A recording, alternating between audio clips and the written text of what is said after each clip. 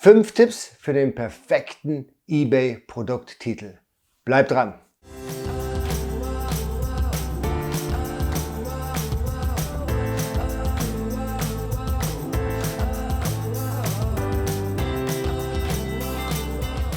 Hallo, herzlich willkommen. Mein Name ist Jens Lindner und du bist hier bei Baygraph. Hier geht es um eBay SEO und generell alle E-Commerce-Themen. Wenn das für dich spannend ist, dann abonnierst du jetzt den Kanal und drückst die Glocke, dann bist du auch informiert, sobald ein neues Video online geht. Und heute geht es um 5 Tipps für den perfekten eBay-Produkttitel. Wie wir alle wissen, der Produkttitel ist das stärkste Ranking-Signal für die eBay Cassini.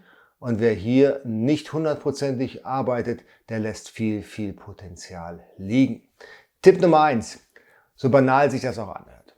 Nutze die kompletten 80 Zeichen. Also ein Produkttitel bei eBay kann 80 Zeichen lang sein und die nutzt du bitte auch komplett aus. Wenn du hier Zeichen übrig lässt, verschenkst du im gleichen Augenblick Potenzial zu ranken. Ja?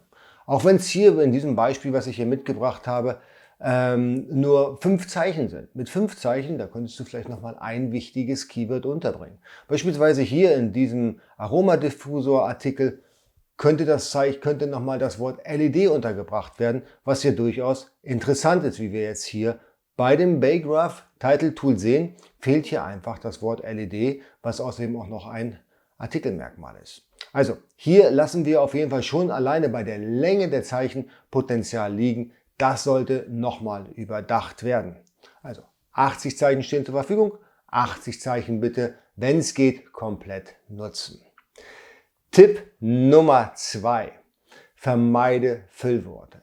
Das macht überhaupt keinen Sinn. Es macht aber auch genauso wenig Sinn, irgendwelche Satzzeichen einzubauen, die an dieser Stelle nicht notwendig sind. Gehen wir nochmal zurück zu dem Listing. Hier habe ich zum Beispiel einen Doppelpunkt. Völlig irrelevant, brauchen wir nicht. Und hier habe ich dann zwischen den Luftbefeuchter und Aroma habe ich ein kaufmännisches und. Auch das macht überhaupt keinen Sinn. Das würde ich definitiv entfernen und mir hier nochmal extra Zeichen sparen. Und wenn wir hier nochmal 3 Zeichen gespart haben, oder hier 2 Zeichen, und da sparen wir jetzt hier nochmal ein Zeichen durch das Doppelpunkt, oder durch den Doppelpunkt habe ich wieder 3 Zeichen übrig. Das heißt, ich kann hier nicht nur 5 Zeichen einfügen, sondern habe dann auch noch 8 übrig. Und das ist schon ein ordentliches Keyword, wenn es denn drauf ankommt, ich den Titel klug formuliere. Also Sonderzeichen rauslassen, Satzzeichen rauslassen, Füllworte wie das rauslassen. Also alles, was an der Stelle irrelevant ist, unbedingt nicht in den Titel schreiben. Der Titel sollte eigentlich Best Practice eine Anreihung von Keywords sein. Ja, wie eben Vernebler, Luftbefeuchter, Aromadiffusor, Ultraschallvernebler. Das macht Sinn, ja, aber ein kaufmännisches und ein Doppelpunkt bitte nicht nutzen. Tipp Nummer 3. Verbinde Worte nicht mit Satzzeichen oder mit Zeichen. Beispielsweise nochmal zurück zu diesem Beispiel. Wir haben hier den Ultraschallvernebler. Im schlechtesten Falle würde die eBay Cassini das als ein Wort identifizieren. Ultraschallvernebler oder Ultraschall-Vernebler als eine Suchphrase. Würde man hier das Satzzeichen oder das Minus durch ein Leerzeichen ersetzen, würde die Cassini das auch als 2 separate Worte erkennen und man hätte die Chance, bei Ultraschall und bei Vernebler zu ranken. So ist die Wahrscheinlichkeit eher nicht da, weil eben dieses Minus definiert für die Cassini, dass es sich hier um eine Phrase, um ein Wort handelt.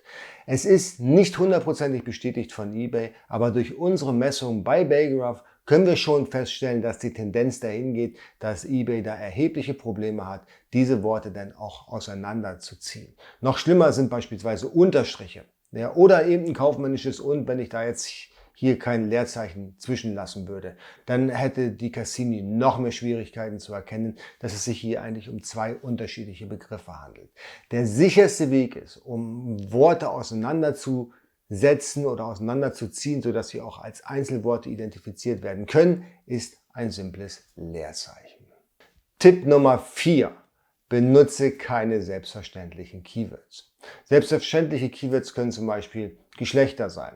Nehmen wir mal an, ich verkaufe Lippenstift und würde dann schreiben Lippenstift für Damen. Ja, Lippenstift ist für Damen, das weiß jeder, und die allermeisten Kunden, die Lippenstift kaufen, sind nun mal Damen. Ja, und deswegen kann man das Damen im Prinzip auch weglassen. Lippenstift reicht hier vollkommen. Niemand sucht in der Cassini oder auf eBay nach Lippenstift für Damen. Man sucht nach Lippenstift und dann möglicherweise ein Brand oder die Farbe. Ja, ganz, ganz wichtig, auch bei Röcken zum Beispiel. Ja. Röcke für Damen. Ja, natürlich sind die Röcke meistens doch für Damen gedacht. Und aus diesem Grund kann man eben das Geschlecht mehr oder weniger weglassen. Oder Spielzeug für Kinder. Okay, Spielzeug ist in 99% aller Fälle für Kinder. Dieses für Kinder könnte man sich vermutlich denn sparen und das durch eine sinnvollere Keyword-Kombination ersetzen. Tipp Nummer 5, nutzt Farben. Gerade wenn ihr Produkte habt, die sehr farblastig sind oder farbgetrieben sind, wie Kleidung zum Beispiel. Da gibt es dann auf der einen Seite bei Kleidung den Brand, der oft gesucht wird, aber auf der anderen Seite wird auch genauso gerne nach Farben gesucht.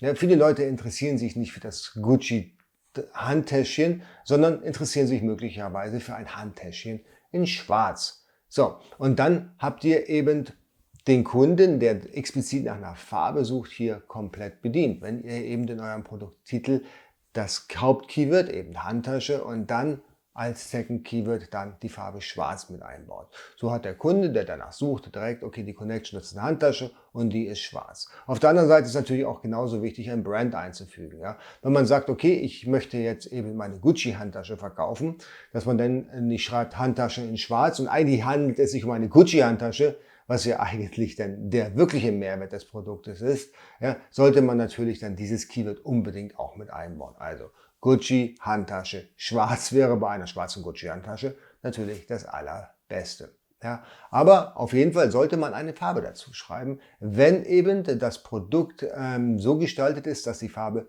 durchaus relevant und wichtig ist. Das meine 5 Tipps zum Thema der perfekte Produkttitel auf eBay. Wir sehen uns im nächsten Video. Mach's gut.